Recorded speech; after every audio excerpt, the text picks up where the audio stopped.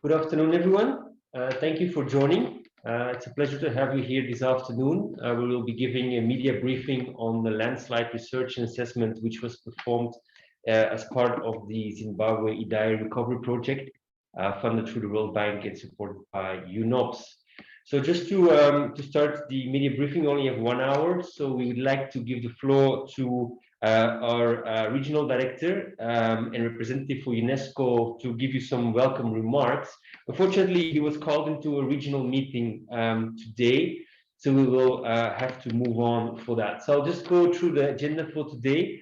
So after the welcome remarks by Martial Zebaze-Kana, who is representing the director for this office. We will have also introductory remarks from Mr. Jibril Amazin, country manager for UNOPS, as well as from Mr. Nicholas Callender, who is the disaster risk management specialist at the World Bank in Washington. After that, we will have a short introductory video, which will be showing the issues at hand in the Chimanimani and Chipinge districts related to landslides. And we will also have a short introduction on setting the stage from the Department of Civil Protection, followed by a short keynote presentation by Professor Matthias van Marke on my left from the Catholic University of Leuven, after which we go into a short panel discussion related to the issues in Chimanimani on landslides, in which also we will have space and time for questions and answers from your end. So without much delay, I would like to give the floor to our first speaker, and that would be Mr. Martial Zebaze-Kana, as I said, in representation of our director, Professor Hubert Geisen. So please, Martial, the floor is yours. Thank you so much, Kum, for the kind introduction. Allow me to stand on existing protocols. Ladies and gentlemen, I'm very pleased to join you today in this important media briefing on the assessment of landslides in Chipinge and the Chimanimani districts. I would like to start by extending my appreciation to the Zimbabwe Idai Recovery Project team, who is leading the circular recovery effort. Again, we also want to appreciate the World Bank for providing the fund. Again, the fund being managed by UNOPS. UNOPS very much appreciated. It is through this project that UNESCO has been mandated to implement an initiative on comprehensive resilience building in the country. This project focuses on reducing the vulnerability of communities to natural disasters such as flood, drought, and landslide, and to enhance water resource management as well as ecosystem services, in response to the necessity of future climate change. Distinguished participants, UNESCO assists countries to build their capacities in managing disaster and climate risk. So we support their effort in preventing, mitigating the effect and coping with the disasters. And it is against this background that UNESCO is carrying out the landslide assessment in Zimbabwe. Now, UNESCO has a special responsibility in this area along the International Consortium of Landslides, which was established with the help of UNESCO. So this Kyoto-based consortium is an international scientific organization promoting landslide research and capacity building and integrating landslide sciences and technology within the appropriate cultural and social context. It also coordinates international expertise in landslide risk assessment and mitigation studies and promotes a global multidisciplinary program on landslides. One of UNESCO's long-term objectives is to help member states develop landslide monitoring networks. Through this project, UNESCO has therefore engaged local and international experts to help develop landslide susceptibility maps that indicate landslide hazard in the two districts as the first step. So the initiative also allows to understand the drivers of these destructive events and to identify a pathway for mitigation of their impact. In addition, a better understanding of their origin will provide information that can lead to the development of landslide early warning systems for the areas. Ladies and gentlemen, in conclusion, let me say that this media briefing will bring the much needed sensitization on disasters and particularly on landslide. The information collected during the field assessment and the subsequent in-depth analysis will offer will provide further contribute to a better understanding of these phenomena and support a more proactive disaster risk management for the region. I wish you all an engaging and successful media briefing. Thank you. Thank you so much, Marcel, for those welcome remarks. And I would like to continue then with two introductory remarks. First, I would like to invite Mr. Jibril Mazin, the country manager of UNOPS, to provide some introductory remarks. Please, Jibril.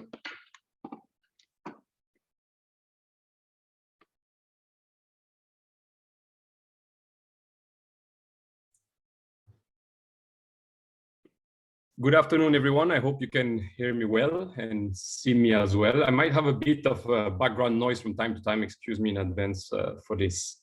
So colleagues at UNESCO, colleagues at UNOPS, World Bank, and also from the Department of Civil Protection and attendance, good afternoon to everyone. I'm very happy to follow up with this briefing, the signature that we had just a few months ago with UNESCO to engage them into the Zimbabwe Idai Recovery Project and see the progress that has been made already.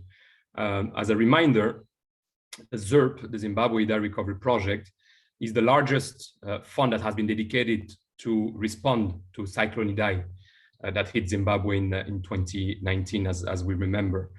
UNOPS has two roles under this project, which is one, managing really the program as project implementation unit, as well as implementing of community infrastructure. We are delighted to manage this program. It is a unique program. It doesn't exist anywhere else, where we have the collaboration of now 7 UN agencies, UNESCO being the last one to join the group of 7 strong UN agencies, which makes it a really integrated and multi-sectoral response, which I believe makes the overall impact of those activities much more sustainable and certainly multiplied when it comes to the effect on the communities. Now, ZIRP is a program that has been going on already for 2 years, and we are very happy to report that there has been already a lot of benefits generated from the different efforts from the different agencies. I will just mention a few ones, such as more than 230,000 people that have received conditional and unconditional food assistance. That was thanks to WFP. We have nearly 1.4 million cattle that has been vaccinated against and dewormed. That's again with the collaboration of FAO, just to mention a few. 580,000 people have been provided with free integrated health services. Schools, 134 schools with 88,500 students that have received teaching and learning supplies thanks to UNICEF. 2,060 gender-based violence survivors have received support through a one-stop clinic. That's with a collaboration again of UNFPA, and more. Please excuse me if I don't mention all of the agencies up front, but this was just to showcase that with the 2 years of activities, there has been already a lot of activities and a lot of benefits generated for the vulnerable communities in those most affected areas. Now, the component of the structure of ZIRP as a program has always been set up and designed into 2 main components. The first one was really on the early recovery, which was part of the activities that I just mentioned in terms of numbers, that was really to come in very quickly and support early recovery. And the second component oriented towards medium-term recovery. And in that medium-term recovery, we find all of majority of the infrastructure works, whether it is under WASH, whether it is under community infrastructure, but also all the resilience building. And that's really where the UNESCO work and addition comes in. And we're very happy that thanks to the addition of UNESCO into the team of ZIRP, there will be now a much more holistic approach to disaster recovery to allow to really address the gaps for disaster management in flood monitoring and early warning capacities. Specifically, the landslide mapping, I would tend to say that it's something that everybody's I think, is very well aware of. That's what we see a lot in the newspapers or in the news channels when a disaster hit, and that's also quite what creates a lot of destruction. And we can see from the rivers of rocks that have come down into the communities in the areas of Chimanimani and Chipinge, that this really has created a large disaster. So it is timely to have this engagement and look into how we can ensure that those basically landslides do not happen again, but looking at it much more in a holistic manner, looking at the ecosystem that has generated this type of situation. And that will permit, therefore, UNOPS afterward to also implement some conservation works, including slope protection, to reduce the impact of those landslides. It has been demonstrated that in those same communities, that conservation measures can really preserve ecosystems. So we're really looking forward to extensive engagement with the community and Department of Civil Protection, together with all the actors under ZIRP, to influence communities to adopt conservation works to climate-proof their habitats. I will not say much more about this. You will see the briefing about what has been done so far, and hopefully what we hope to achieve in the near future. So I thank you again to all that are present. Thank you to the UNESCO colleagues for organizing this brief, and we look forward to see the progress so far. Thank you very much and good afternoon. Thank you so much, Gabriel Mazin, for those words, and indeed to also paint the more larger picture of all the work that the ZIRP is doing, and also the connections with the other activities that are foreseen. So I also would like to give the floor to Mr. Nicolas Callender, a disaster risk management specialist of the World Bank. Please, Nicolas, the floor is yours. Thank you. Good afternoon, colleagues. Thank you all for joining, and all protocols observed, as they'd say. In any work done by the bank, by the World Bank, our guiding principles are really to contribute to the elimination of poverty and to boost shared prosperity. I think this principle is really encapsulated well within the ZIRP, or the Zimbabwe Idai Recovery Project, that looks to meet the needs of the cyclone-affected communities in different ways and focus really on building back better to ensure sustainability and resilience. The ZIRP is funded to the tune of $72 million by the World Bank and is proving to be quite a successful model for post-disaster recovery and resilience building through the extent of the successful collaboration across 8 UN agencies and the Zimbabwean government.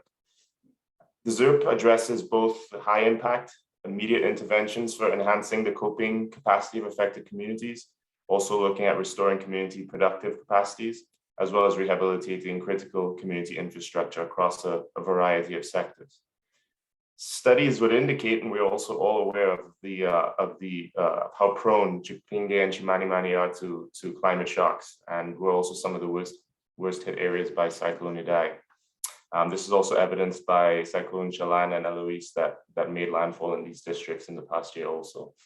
So it's therefore very imperative that we keep a focus and keep our eyes toward comprehensive resilience building in these areas to really be able to chart the course towards reducing vulnerability of these communities. That said, UNESCO's work and the introduction of UNESCO within the project looks to really inform existing gaps in flood and landslide risk information and tools for decision-making, and be able to support the identification of locations to maximize the impact of risk reduction efforts and on civil protection works. So we look forward to really hearing the experiences and the sharing of the experiences here from UNESCO, and also how we can explore opportunities for further and deeper impact and integration of this work and this information into the implementation of the ZIRP. So with that said, just to keep it very brief, I thank you all and good afternoon. I'm very much looking forward to this. Right, thank you so much, Nicolas. And indeed, again, for the support from the World Bank on this important project.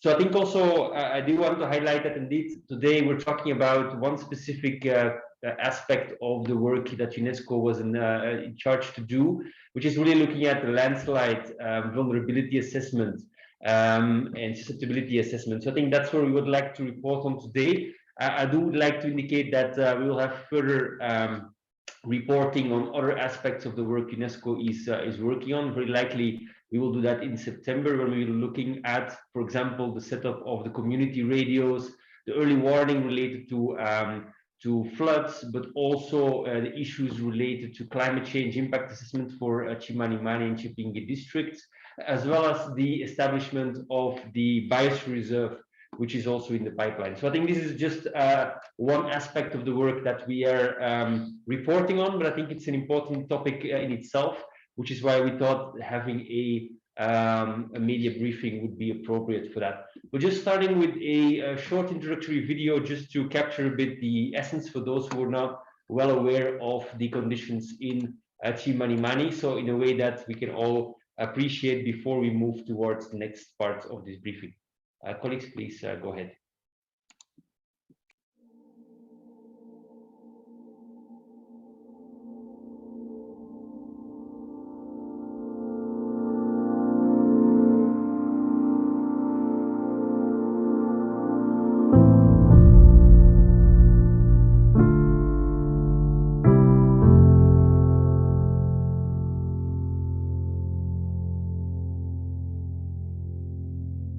One of the most impactful things we see from Cyclone Idai was the landslides that occurred in Chimanimani and Chipinge districts.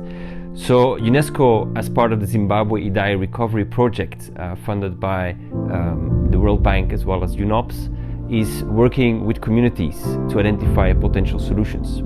So that's why we bring in also a set of experts from the University of Zimbabwe, from the Catholic University of Leuven in Belgium, as well as a set of students also to look into the drivers of these landslides and to identify potential pathways for making sure that the communities are better protected against these extreme events.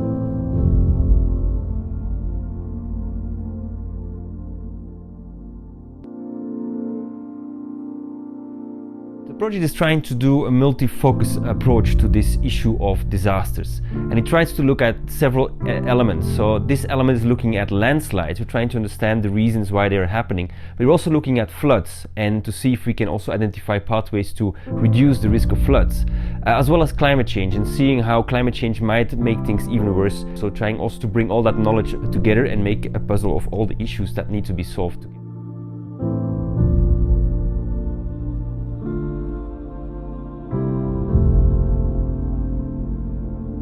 So one of the outcomes of this project will also be that we're able to identify potential moments when these landslides can occur. So we're trying to look for forecasting, for early warning, to make sure that the communities can be warned up front if these kind of conditions occur in the future.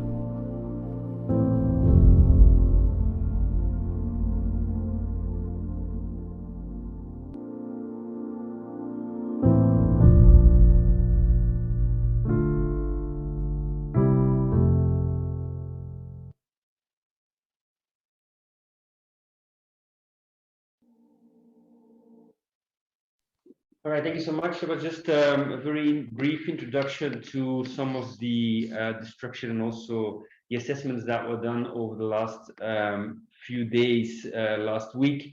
And we'd like to also give the floor to colleagues from the Department of Civil Protection. And unfortunately, Mr. Lamek Betera was not able to join, but we have Mrs. Olivia Chipkiwe Badda, Principal Administrative Officer and Advocacy and Liaison Person for Department of Civil Protection, who will give us a few words from the DCP. So please, Olivia, if you're there, please, you can take the floor. Oh, okay, thank you very much. My name is Lamek. Oh, okay, okay, because we weren't sure. Sorry, I was informed you were not available. We were trying to connect, but it was telling us to update some settings, so we failed to connect with other gadgets. But fortunately enough, we are connected. So, thank you very much for organizing this important meeting, which we are sharing issues to do with the landslides in Zimbabwe in particular. I think this followed the experiences of Cyclone Idai, which affected the country in 2019. So in terms of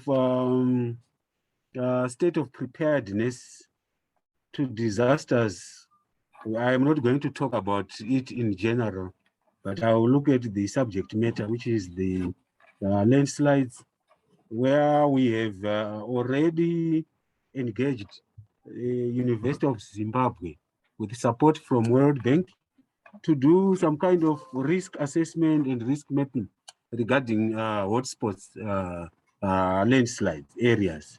So the work is ongoing, and I'm sure you are also working together with Dr. Gutira, who is part of the team, or he is actually the team leader for this component of work that is being supported by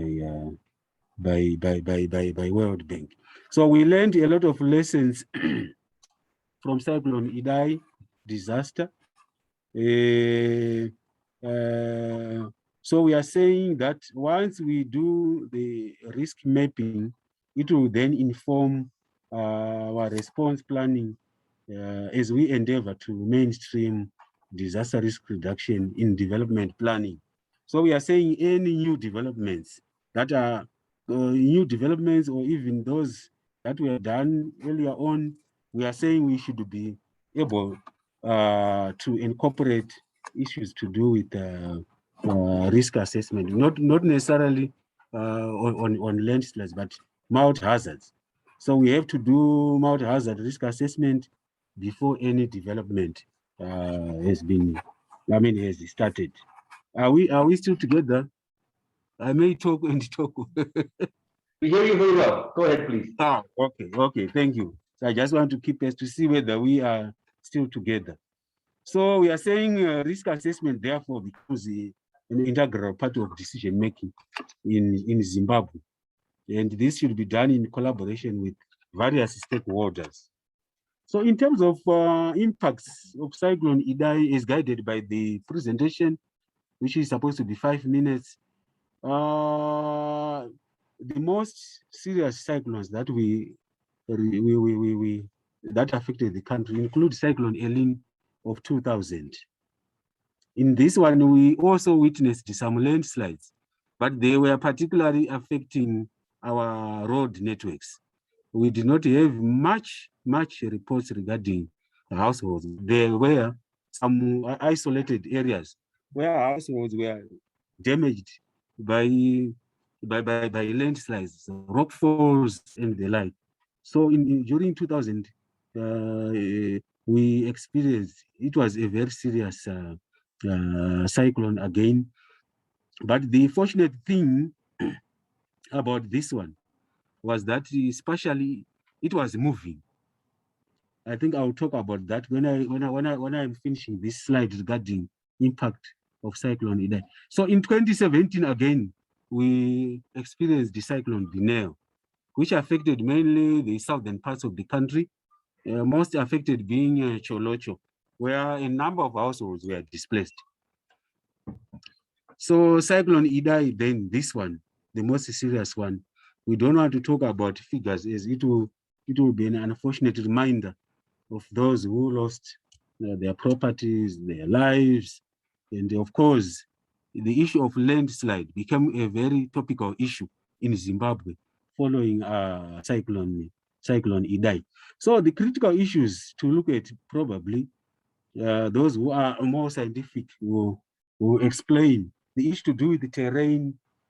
You know, as Cyclone Idai came in, it affected mainly the rugged terrain of Chimanimani and Chipinge, and the windward side, of course, even the leeward side. There are sloping areas where we have got infrastructure, dwelling units for various communities there. So the issue of terrain played a very important role in terms of destruction that was caused by Cyclone Idai related landslides. Then the issue of duration or longevity of the cyclone. You know, it took a lot of time stationed at one point, that is Chimanimani and Chipinge. Unlike Cyclone Elin, it was moving. It moved all the way up to Matabeleland South, affecting all the southern provinces. It didn't take time specifically affecting one particular area. So that is one factor then which also talks to the rainfall intensity. The rains, again, were very high. If it were the fact that if the cloud band was moving, maybe the damage was going to be lessened. But unfortunately, it was very generous for the areas that were affected in Chimanimani and Chipinge. That's why we ended up having, maybe it started with mud flow. You know, people were asking, where are these rocks coming from? Where were they before? It started with the mud flow, exposing rocks, which then smoothly moved down, you know, due to slopes. We as I talked about the terrain. Then also we can talk also about vegetation. I think the different scenario was obtaining during cyclone Idai. It was a different terrain in terms of environment. There was, or there is, a lot of environmental damage as people thrive to get fuel. So I think if you want to compare Cyclone Elin position of 2000 and Cyclone Dineo, I was making a follow-up with the district to say, when was Ngangu Township constructed? I just wanted to find out whether it differed. So I was told it was there even before Cyclone Elin, but the damages were not as much as those caused by Cyclone Idai in 2019. So those are the critical issues that I thought I could also highlight to say as to the major issues causing the cyclone. So causing the landslides. So in terms of availability of landslides maps, as I said, the zonation is going on, and the work is in progress. And in terms of early warning system, if we have a system, it can be used to minimize the impact imposed by landslides on human damage to property and loss of lives. So we are also saying mapping for Chimanimani was done in 2019 following the incident, an unfortunate incident. When we wanted to do relocation, we said we should not remove people from harm's way and again put them in harm's way. So first of all, we need scientific evidence to say these places are safe. So there was a mapping that was done. It was multi-hazard, inclusive of landslides, in order to determine the relocation site. So capacity to timely monitor slope movements will inform the people of possible slope failures, giving them adequate lead time to relocate to a safer place. But in general, when we look at landslides, they are very much different from the way we should manage floods. Because sometimes we used to say we should educate communities so that they can live with their risks. For landslides, I think it should be a different scenario. People should actually move from those areas because of lack of early warning mechanisms, and also the extent of damage that will be caused by these. So in terms of support required, of course, more resources are still required for monitoring, mapping of all landslide hotspots. There are quite a number of places. I'm sure if you recall, is it 20, it should be 2017 or 2016, where when a landslide affected a village or a community at Dombosho. So we are saying there are such pockets, those areas which have got rugged terrain need to be monitored, need to be studied. So we need resources to enhance or to ensure that our research institutions, universities carry out these assessments for the benefit of saving lives and property.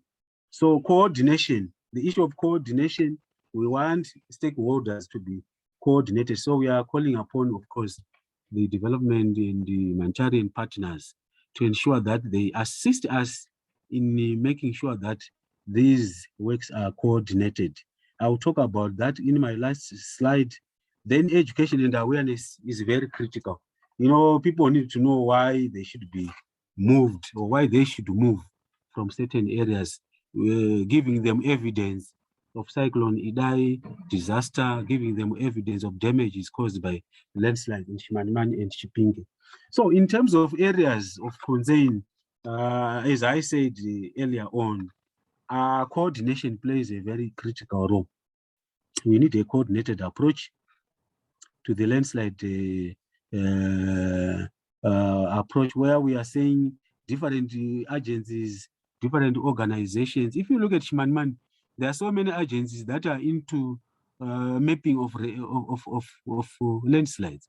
We are saying most of these will end up being research work or baseline data collection. We are saying let's bring our resources together so that we do work that will help our communities. So if we bring together these resources, we'll create economies of scale in terms of staff, in terms of resources, financial and human. So we are saying we need to be coordinated. We are having so many projects. All roads are leading to Chimanimani as we speak. Anyone who wants to do a project will say Chimanimani. So we need to be coordinated on that aspect. So what is also still lacking details regarding information that trigger the landslides. People are saying, are they earthquakes? Is it rainfall? So all those areas need to be looked at, because we are also saying, I'm sure you heard about news to say somewhere saying the night or during that night there was an earthquake somewhere, and people are saying it might have contributed towards the landslides in Chimanimani and Chipinge. Then the other issue is we need to improve our early warning systems in terms of hydrometeorological hazards. You understand that we only have one station, which is Chisengu there. That's where Meteorological Services Department get their data. So we are saying if we increase these and also support them, this is another area where we need support from development partners to capacitate early warning systems in the country. Then, of course, seismic monitoring, as I said earlier on, we need to also strengthen that area so that we see the synergies of landslides and earthquakes or tremors, if you want to call them. Then detailed geological survey for the two districts and links to faults. This is also needed. So we still need a lot in terms of studying about landslides. In order to close this gap, the resource gap, I think we need to strengthen or to promote the establishment of public-private partnerships as government, also to better engage the private sector in disaster risk reduction activities. And we also need to encourage our private sector also to foster a culture of disaster prevention. So we are saying we need to look at it, build back. There's this concept of building back better. We are saying we wait until the disaster happens, then we build back better. But we are saying this time we need to build back better first before the disasters. As we do our programming in terms of projects, I'm sure UNOPS, as they are doing their work in Chimanimani, we are saying we need resilience building, buildings or infrastructure that will withstand these hazards. I would like to thank you if we are still together for this time to make this short presentation. Thank you very much. Thank you so much, Mr. Lamek Betera, for the very insightful comments you made, and I will also summarize some of the points you highlighted in my closing remarks. So thank you so much for those overview. I think we had an issue with your presentation, which wasn't showing, but I think you were quite clear, and I think the message was available. I think if we could get your presentation, then we can also share it with the people who were at this meeting, so that we can share those slides. Unfortunately, we couldn't see them on our screens. I sent my presentation about an hour ago. Okay. We make sure that I thought it was going to be shared from that side. So I'm sorry about that. Yeah. No, it's fine. I think we can just share the presentation, and my colleague will make sure that it's available to everyone. Oh, okay. Thank you very much. But in any case, it was very clear, and thanks for those clear remarks. I think even without the presentation, the messages came very clear across.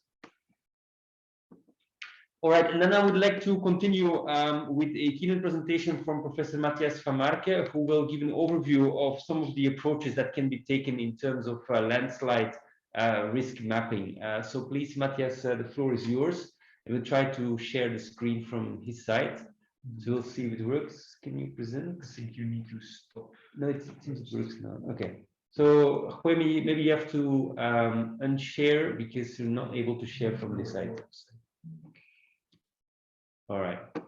It should now be seen. Okay. Floor is yours. Going to presentation mode. Yes. So wonderful.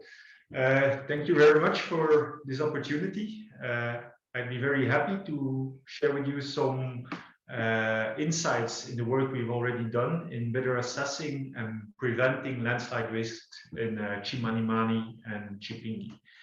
And maybe as a brief introduction, landslides worldwide are in fact a quite poorly understood problem still. A landslide is generally defined as the downward movements of soil, rocks, or other hill slope material as a result of gravity, but this can take many forms. Some landslides are only a few cubic meters large, some of them can be tens of millions. Also, their speed varies greatly. Some happen in a matter of seconds, some last for years and move very slowly. But the main thing that makes challenges such a risky thing is that they are very threshold dependent. This means they can be triggered by a specific event, such as an earthquake or very large rainfall events, such as Idai, and then they can happen on a massive scale in a very short period of time, leading, of course, to a lot of catastrophic outcomes. And casualties due to landslides are in fact worldwide a very large problem. So this study estimated, for example, based on reported cases worldwide, that there are on average between 4,000 and 5,000 people per year that die because of landsliding. That's a long-term average, but most likely it is a very severe underestimation because it's only based on reported cases. And we know that in the global south, and especially in many African countries, this reporting is incomplete.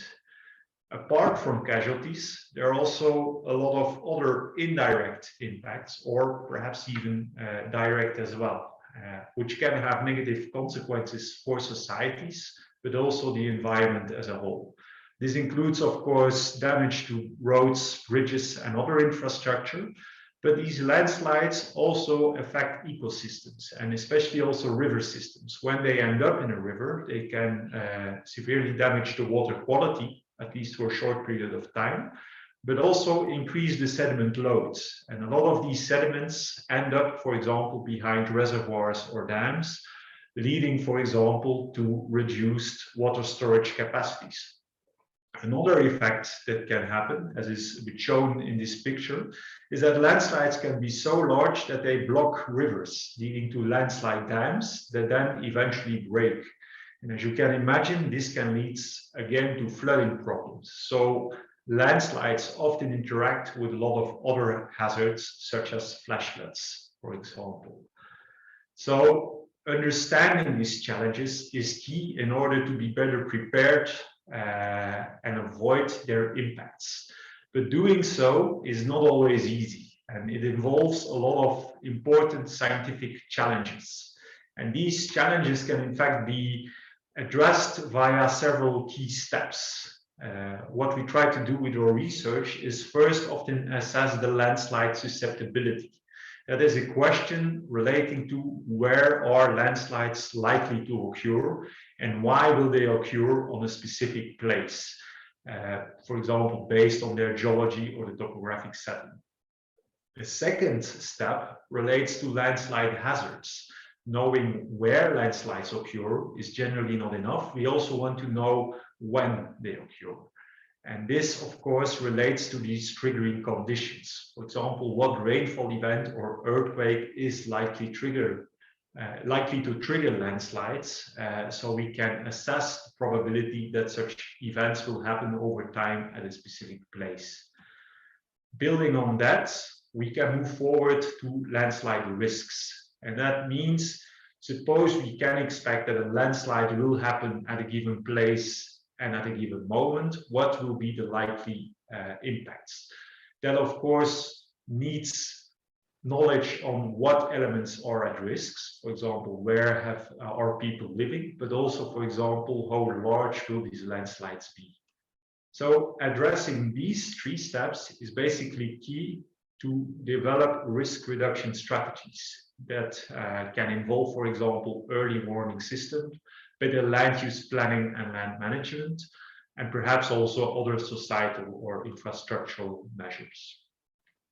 So my colleagues and I have been working on these questions already for many years, and we've made already quite some progress in general on these topics. For example, this is a map we generated or we created a few years ago, showing in fact the landslide susceptibility for the African continent, which was one of the first models to do this, based really on a data-driven approach, based on an inventory of over 18,000 mapped landslides. And although the area is perhaps not very large, it becomes immediately clear that Chimanimani and Chipinge are clearly highly susceptible to such landslide problems. And in fact, already according to this model, it is a region that has high to very high susceptibilities. However, this first map also comes with limitations. First of all, it is based on a model that at that moment contained only little data for Zimbabwe, as quite little research on landslide had been conducted before.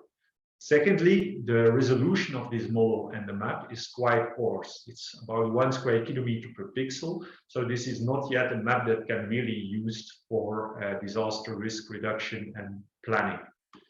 So one of the first steps we did within the context of this project was move forward with a more detailed and complete mapping of landslides in both the Chimanimani and Chipinge districts, based on available Google Earth imagery.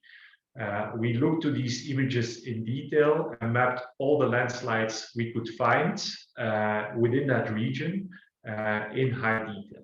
And in fact, the first thing we learned from this work was that the amount of landslides occurring in this region was sheerly massive.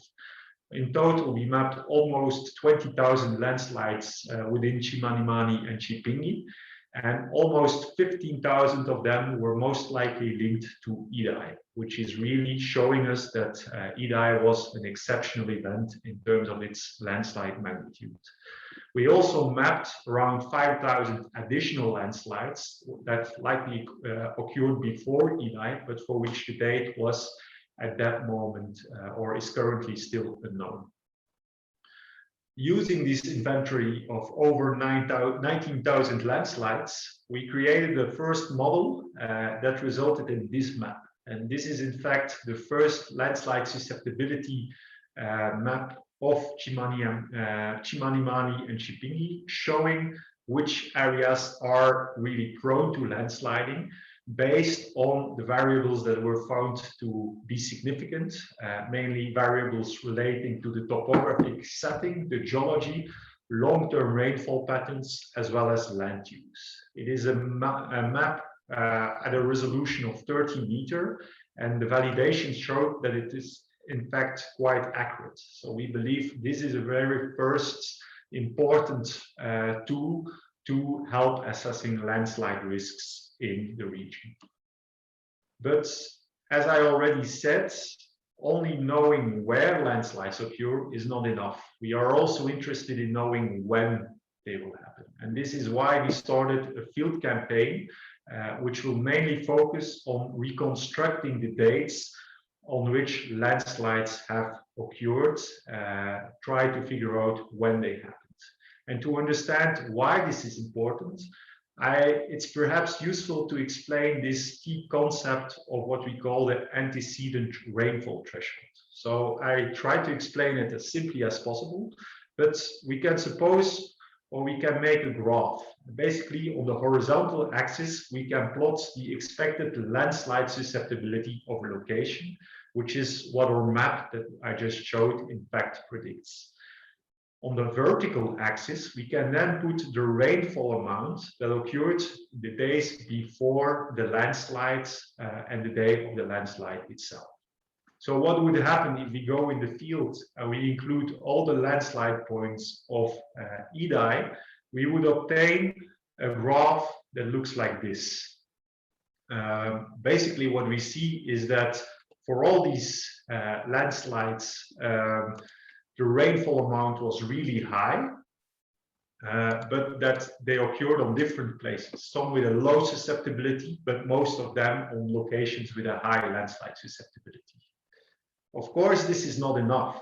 Why is this not enough? Because perhaps even less rainfall would also trigger landslides. A smaller typhoon or a smaller cyclone could also lead to problems. And that's why we want to go in the field and identify all the landslides, for example, for which we know, okay, this occurred on this date, for example, linked to Eileen or other typhoons.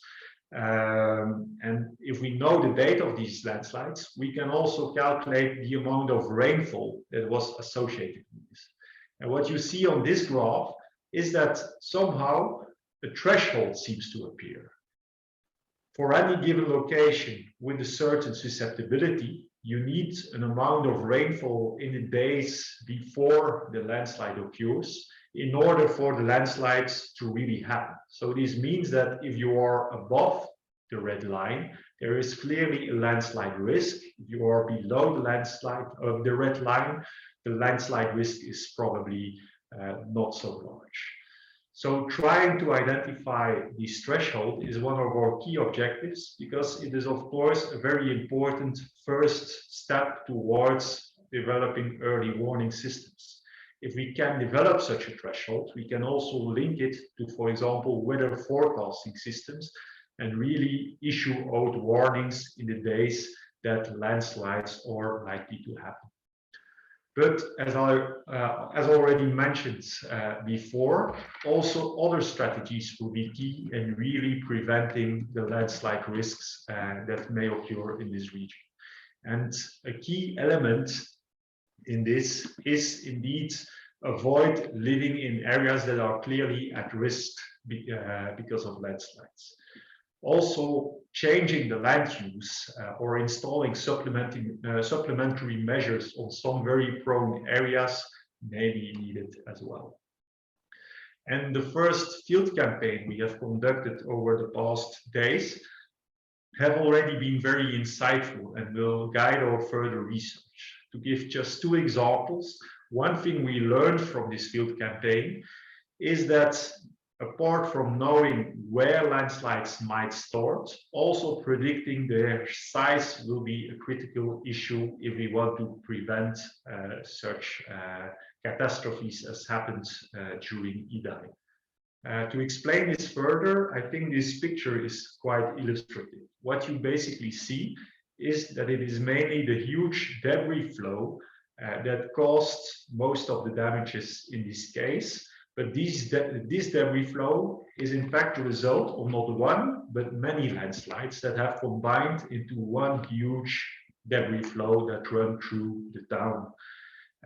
And of course, the fact that these landslides can combine cause more impacts is a key concern that we hope to better predict and understand in the future. And this is clearly something we plan to work on further the following months. A second example I want to give is that our field campaign, as well as the preliminary analysis we did in the context of the susceptibility map we created, these two things clearly indicated that there seems to be a strong link with land use, namely that relatively less landslides seem to occur in areas with a dense forest cover or a good vegetation cover. This is something that still needs to be further investigated, but it clearly suggests that reforesting, or at least protecting the forest on some critical hill slopes, may be a very important tool to avoid further landslide catastrophes. I thank you for your attention. All right, thank you so much, Matthias. And I think this was quite insightful and also maybe gives some information on some of the activities and the way forward that needs to happen. We just also want to have a bit of time to bring in also other experts from the University of Zimbabwe. Unfortunately, Dr. Isaiah Gwitra was not able to join in this session because of an unforeseen situation. We would like to also ask some questions to Dr. Lydia Mavira Mek. Dr. Mek, if you're with us, I just have a few questions for you as well, maybe before we give the floor to questions and answers. But maybe from your field assessment itself, what was your general impression of the landslide hazards in Chimanimani and Chipinge? And maybe also what geological aspects that you could identify that could play a role in the formation of those landslides in those areas?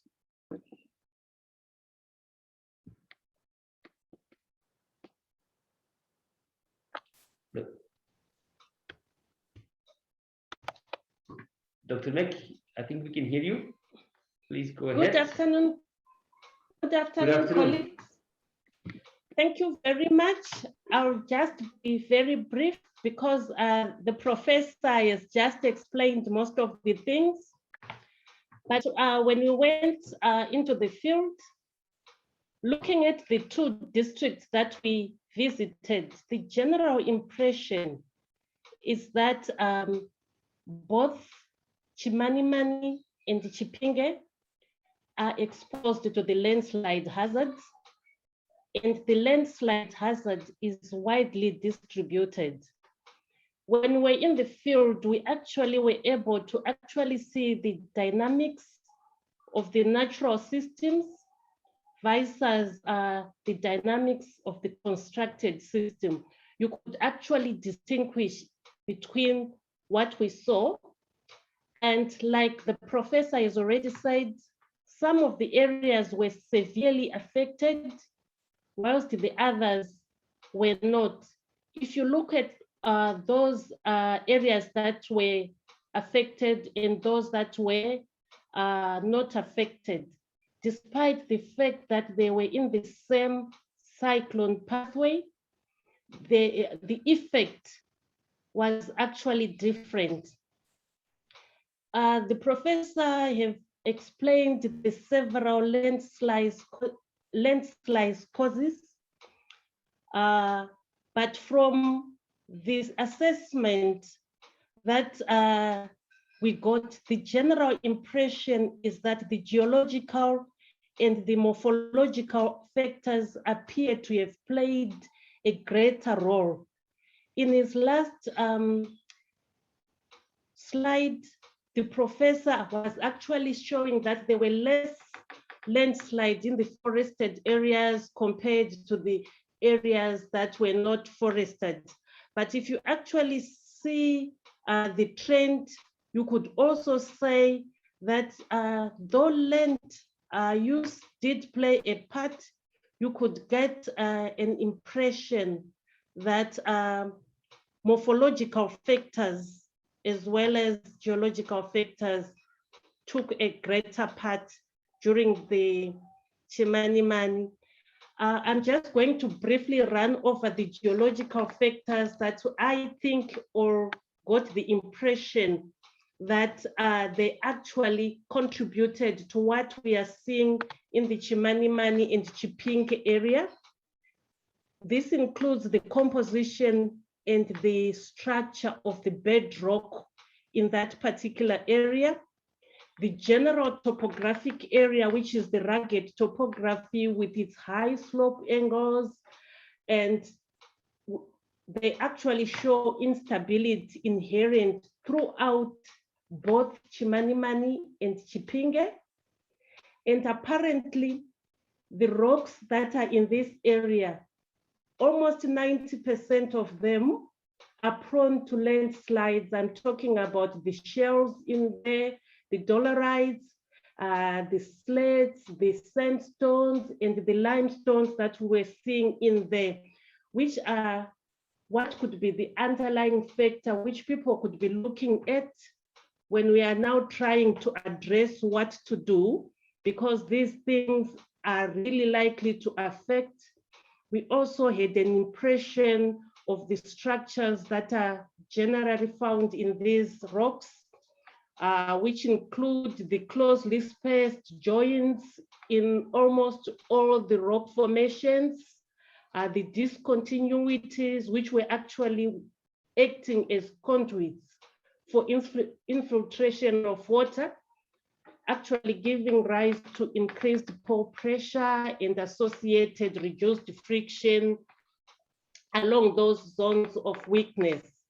And the way the dolerites are also weathering, because they are sort of resistant, they weather less than the rest of the rocks, and then they stand out, but they are sitting on clay soils. I think in some of the video that we saw, we could actually see the regolith that was very thick in the clay soils, which are prone areas, or which makes the area prone to landslides. So in short, we are simply saying the general impression is that Chimanimani and the Chipinge areas are prone to extensive landslides when we get either an earthquake or a rainfall trigger. Thank you, Doc. Thank you so much. Maybe just one follow-up question. Do you see any need for further activities or research that you would recommend in terms of understanding the drivers of the landslide based on some of your analyses you made so far? Thank you very much, Doc. Yes, there is need for further work, especially in characterizing the drivers themselves. Matthias talked about the older landslides and the newer landslides. We really need to go back and look for the older landslides so that we can actually use that to refine the models that are coming out. From the current work, we have so many landslides from the current Idai, yet the Deputy Director from Civil Aviation talked about the 2017, the 2000 landslides. And when we're just moving in the area, we heard about a lot of landslides in the 1940s, in the 1930s. If we could actually get that data, we could actually use it to refine what we currently have. Thank you. Thank you so much, Dr. Mek. I think now it's also then time to give the floor to the larger audience. So I think we didn't inform you up front, but you could of course use your Q&A box or your chat function. But in fact, you can also raise your hand if that option is available to you. Please use it so that we actually can give you the floor and give you also an opportunity to interact with the different persons here on the call. So if any questions you may have, you please can now raise your hand. And if you're not able to raise your hand, you can always use the chat function to ask your question. We'll try to unmute you so that you can also ask your question in the group. I don't see any hands up for the moment, so let's give it maybe a minute for people to, okay, I see it works. I'm just gonna unmute you so you can talk. So now you should be able to unmute and ask your question. Go ahead, please. Okay, thank you.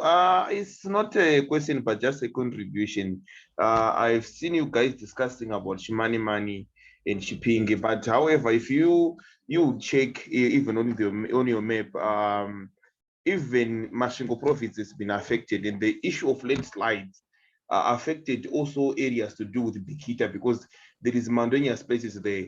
I was fortunate enough to accompany ministers, the then Minister of Agriculture and then the local governance minister, July Moyo. I think it was in just after Cyclone Idai. I cannot remember, but it should be 2020. There were actually some rock slides which affected Bikita villagers, but their challenges was the issue to do with their movement, so that you guys should move from this area to go to a safer place. So it's just a contribution that also in Masvingo, I think the contribution it did here, it may also work because they are the Bikita district. I know there are places which have been affected also by the issue we are discussing here. Thank you. Thank you so much. I think that was relevant in the sense that, of course, we have been focusing with this project on Chimanimani and Chipinge district because that's the focus of the Zimbabwe Idai Recovery Project. But as you indeed indicate, there is need for expanding it to the larger Zimbabwe area. And I think also we're transferring some of the tools and methods to make sure that that can be done as well. All right, I see also Lamek, Mr. Betera, you want to come in as well? Yeah, thank you very much for the floor. I just want to ask you one question or clarity. There was from the previous presenter, the previous one, before this one, he highlighted that the areas that were most affected were covered under vegetation, if I got it correct. But if I look at the before and the after map, which was taken by satellite imagery, I can see that the areas, particularly around the built area, the areas that were mainly affected had less vegetation cover. I just want clarity on that one.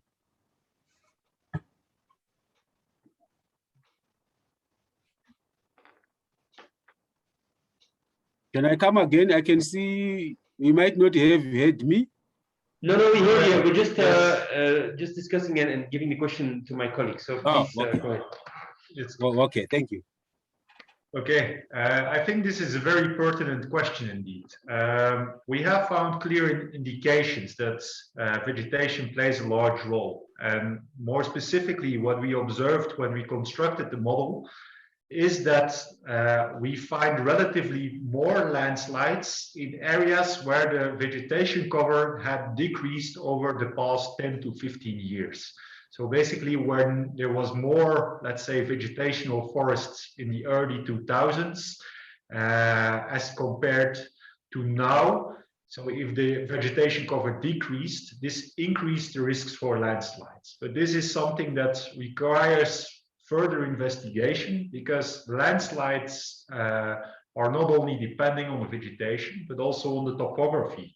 And the topography also determines the vegetation. So what we typically see is that it's especially on steeper slopes that people will have forests, for example, while the less steep slopes will be earlier deforested.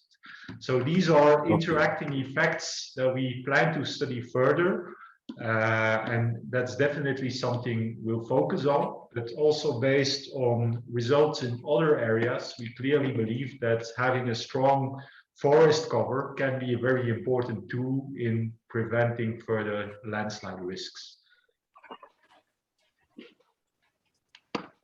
Okay, thank you very much for that explanation. Okay. Thank you so much. I also see a question in the chat highlighting the need to expand to other areas of Zimbabwe and specifically in the Limpopo-Shashi River basins. And I think indeed that's one of the recommendations also to make is to make sure that the work expands to other areas that are not covered in this specific project. And I think also the work that Dr. Guitra is doing to make a national map of landslide susceptibility is also contributing to that work. So I think that also will be complementing the work we're presenting today. I don't see any hands up or any other questions. Maybe just one more round if anybody wants to come in before I just summarize some of the outcomes. I don't see any hands up at the moment. Okay, so I think I can just summarize that there is clearly also a need for more multi-hazard risk assessment. And I think today we were focusing a lot on the landslides because we found that it's really an issue that needs to be addressed. But also it links up with, of course, issues such as floods and maybe even other hazards such as droughts and climate change impact. And I think some of the work we have committed to is exactly looking at all those aspects separately, but also integrating them in a more holistic approach so that we really try to look for more longer term solutions for the area. And as also was highlighted, is while it's difficult to avoid landslides altogether, there's of course an opportunity to focus on early warning that could actually help and is a pathway to reduce the risk to landslides and to make sure that the vulnerabilities of local communities is lowered, especially those living in landslide susceptible areas. But also there was the need highlighted also by DCP to make sure that there is better monitoring to study the low slope failures, which is also probably one of the things you would like to discuss further, identifying what can be done to really do a better monitoring. And of course, early warning and monitoring go hand in hand. But also the issue of coordination is needed, making sure that the different approaches that are put together, the different research activities are better coordinated to make sure that it benefits the communities of Chimanimani and Chipinge, as well as the larger communities in Zimbabwe. So that's certainly something that we can take forward from this meeting. And as it was also highlighted, that there is a need to improve multi-hazard early warning systems, as well as strengthening monitoring of hydrometeorological variables. Clearly, one station for that area is not enough to really categorize the risk that may be there in terms of extreme hydrometeorological indicators. But also there was still space to look into more geological features, such as potential faults that can occur in the area, which may pose threats to the area. So certainly the issue of geology must be taken on board.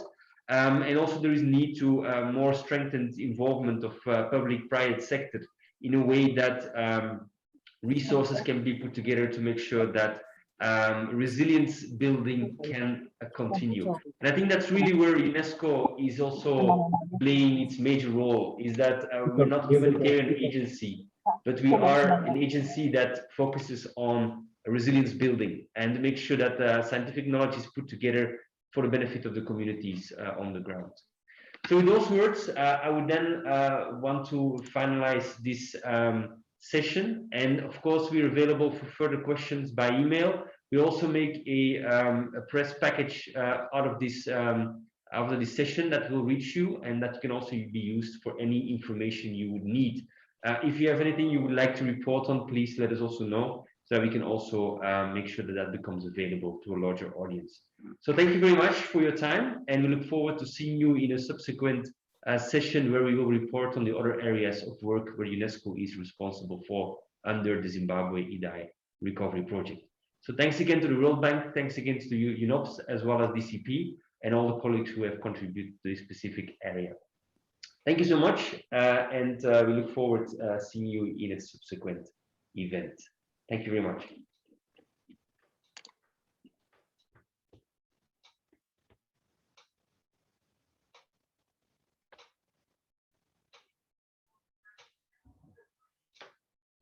Hold